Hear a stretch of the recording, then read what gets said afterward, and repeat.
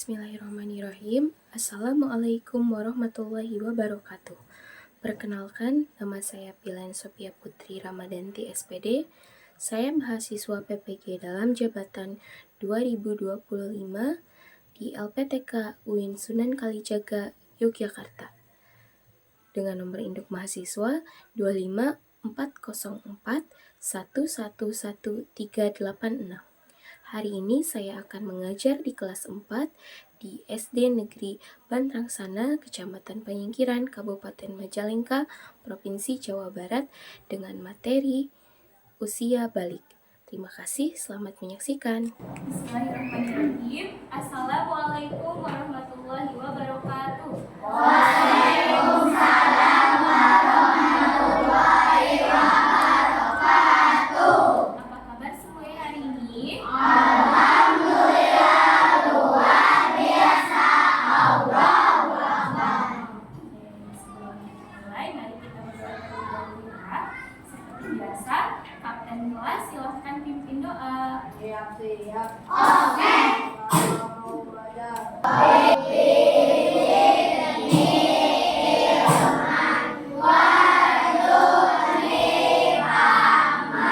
Seperti biasa, sebelum memulai pelajaran, Ibu akan mengecek dulu teman-teman di kelas ini. Ada hadir semua?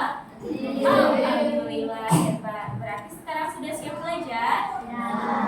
Aku mau bertanya terlebih dahulu pembelajaran kita yang kemarin. Oke, satu, apa suaranya yang lantang? Bagus. Dua. Tiga. Oke, empat. Lima. Kita sudah cukupkan pembelajaran kemarin tentang Asmaul Husna. Kita mau cek semangatnya dulu ya. Are you ready? Tepuk semangat.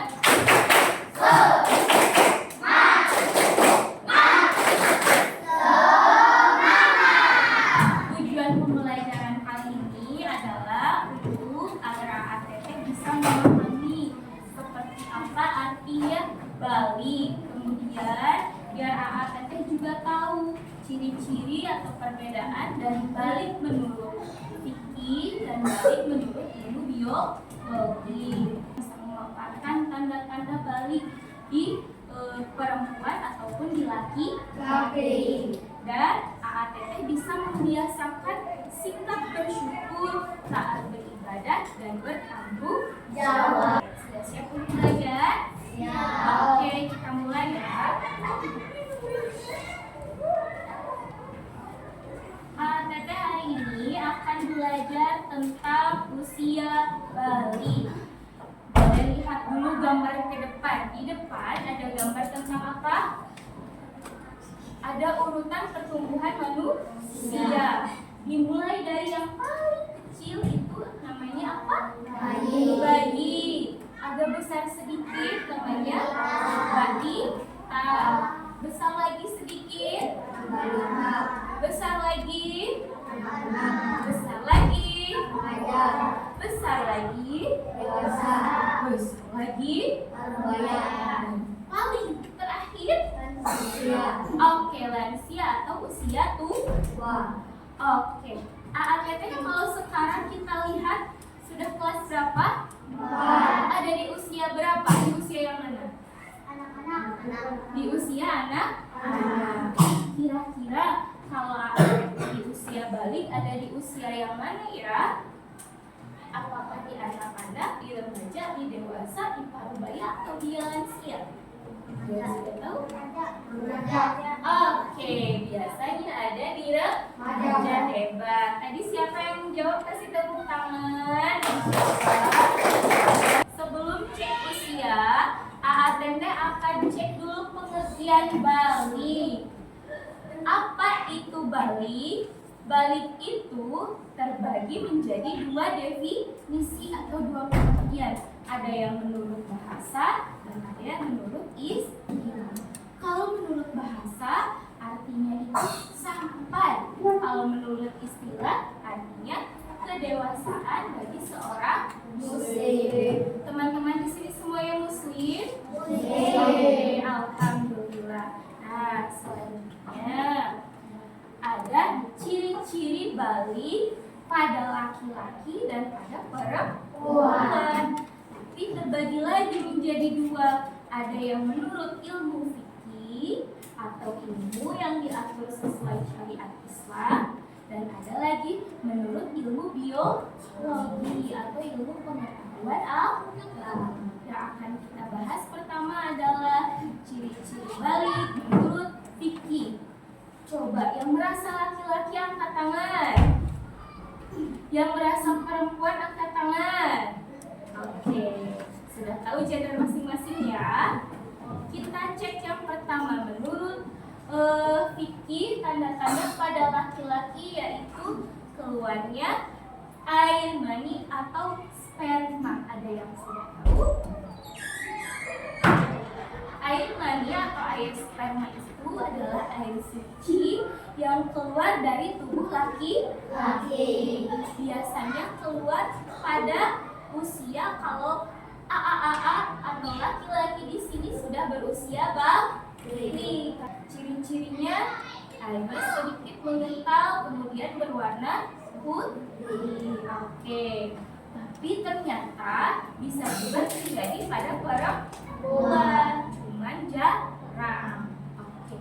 Ciri yang kedua yaitu berusia 15 tahun. Ada yang sudah berusia 15 tahun?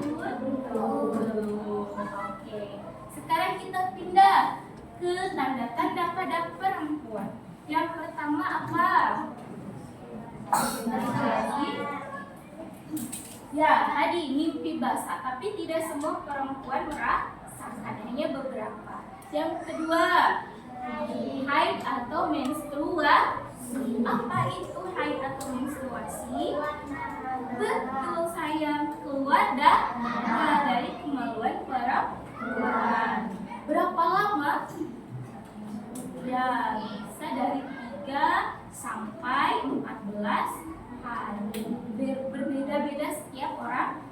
Ya. Kemudian yang ketiga adalah berusia 12 tahun. Kalau sekarang menurut biologi terbagi menjadi dua juga sama, ada laki-laki dan ada perempuan. Kalau ini berhubungan dengan tubuh kita. Laki-laki itu cirinya itu memiliki hormon testosteron. Bisa menyebutkannya? Hormon apa? Apa ini hormon ini gunanya? Tadi menghasilkan sperma. 2, menumbuhkan kumis, jenggot, atau jambang. Rambut yang ada di sini ini namanya jambang. Kemudian menumbuhkan rambut pada alat kelamin atau ketiak. Oke, ada lagi. Membuat badan berotot dan kekar. Kemudian menumbuhkan jakun. Ada benjolan di leher laki-laki itu namanya jakun. Selanjutnya merubah suara menjadi berat dan mempercepat pertumbuhan. Nah, ini ada contoh gambarnya. Kita lihat jakun. Coba yang merasa laki-laki boleh pegang lehernya. Sudah muncul benjolan belum? Berarti teman-teman laki-laki di sini belum berusia balik. Ini jakun nanti di laki-laki akan tumbuh kalau kalian sudah memasuki usia balik. Nah, kalau laki-laki testosteron, kalau perempuan punya 2 hormon namanya estrogen dan progesteron. Gunanya untuk apa ini? Mematangkan ovum. Ada yang tahu itu ovum apa? Apa tuh? Rahim. Siapa tadi yang menjawab? Kasih tepuk tangan buat Al-Baga. Rahim itu biasanya ada di tubuh perempuan, di bagian perut. Gunanya untuk apa? Tempat tinggal adik bayi. Tapi rahim ini akan bekerja sesuai dengan kemampuannya pada saat teman-teman perempuan ini sudah berusia balik. Kedua, mengatur perkembangan seksual. Ketiga, memperbesar imun payudara. Nanti perempuan badannya akan lebih berlembut. Yang tadinya gemuk-gemuk jelas, nanti badannya akan lebih indah ya. Kemudian menumbuhkan rambut pada alat kelamin ketiak sama seperti laki-laki, menghaluskan kulit, lalu merubah suara menjadi lembut. Biasanya kalau suaranya yang lembut, nanti pada suara sudah besar suaranya akan lebih lembut ya. Lalu yang terakhir mengalami haid atau menstruasi. Kita lihat contohnya. Nah, kalau ada yang belum tahu bentuk rahim, bentuknya seperti ini.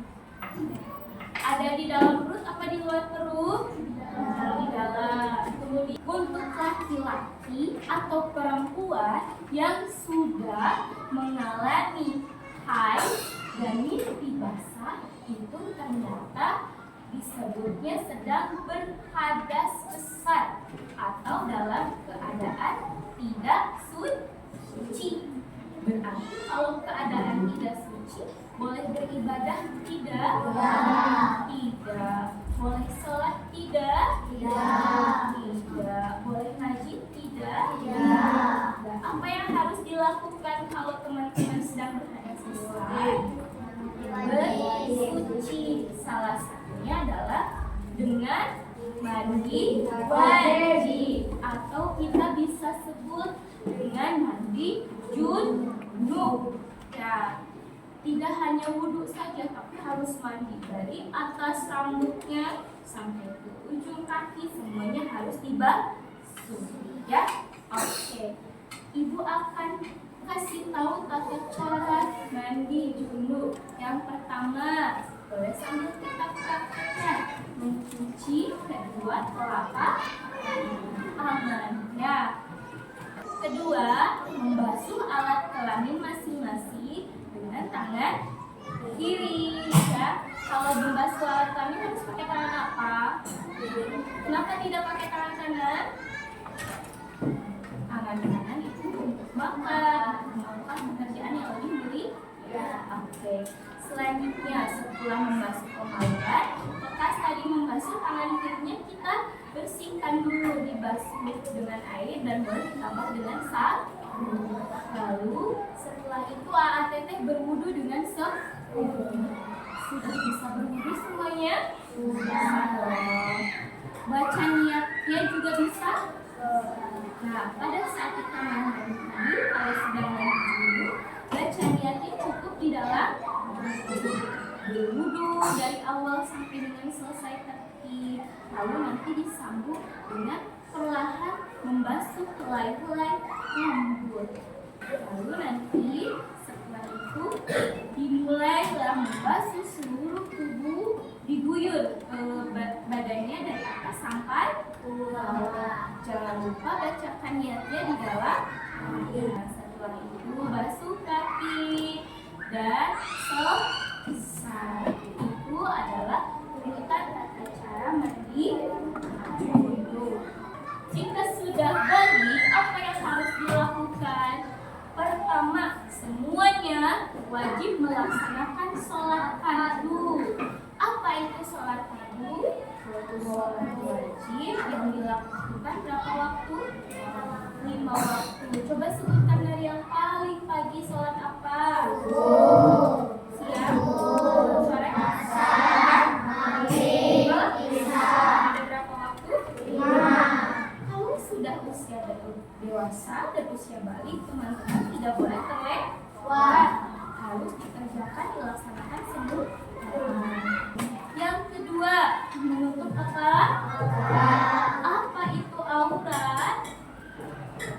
Aurat itu adalah batas tubuh seseorang yang tidak boleh dan boleh dilihat oleh orang lain. Oke. Kalau auratnya laki-laki, batasnya dari mana ke mana? Oke, betul. Dari pusar sampai lutut. Meskipun batasnya hanya dari pusar ke lutut, tetap kita juga harus menjaga tubuh bagian lain untuk ditutupi dengan pakaian yang lebih sopan. Itu untuk laki. Kalau untuk perempuan perempuan, batas auratnya dari mana sampai mana?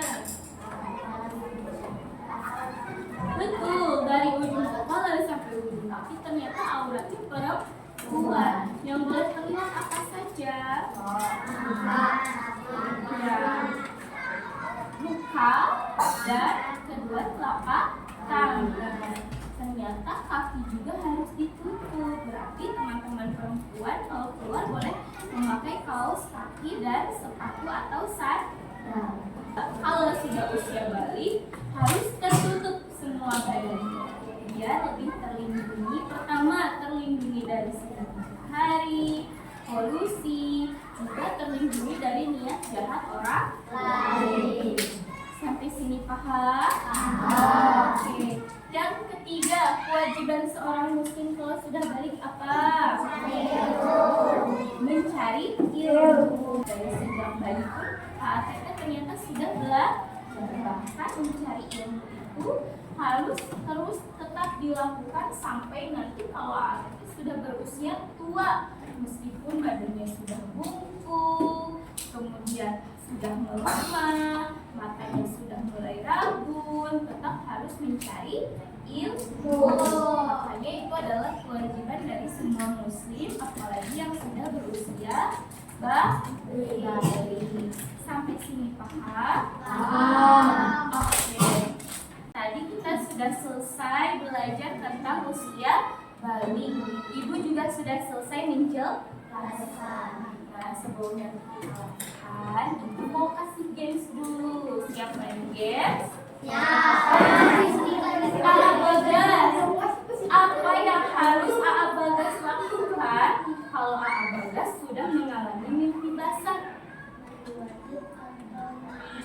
Betul tidak? Betul. Oke, kasih tepuk tangan buat kita.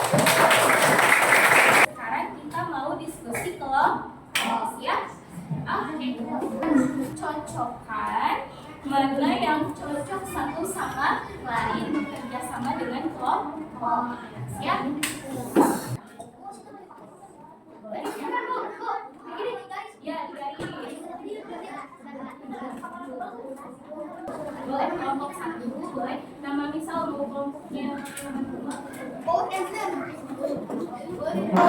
Kita coba samakan ya tugas kelompoknya dengan jawaban yang di depan. Kalau laki-laki dan perempuan sudah masuk usia balik 15 tahun, duduk rapi. Siap. Akan simpulkan dari pembelajaran yang sudah kita pelajari bahwa usia balik itu apa? Usia di mana seseorang dewasa, iya, sudah memiliki tanggung jawab dan sudah harus melaksanakan perintah Allah. Tidak boleh melengah. Ya, usia balik itu usia cukup bagi seorang muslim. Seorang muslim itu akan memasuki usia dewasa ditandai dengan usia balik. Biasanya laki-laki dan perempuan itu normalnya pada usia berapa tahun? 15 tahun. Ada yang sudah paham? Oke, kalau sudah paham, kita ucapkan alhamdulillahirabbil alamin. Sebelum kita pulang, ada alangkah baiknya kalau teman-teman menutup dengan doa.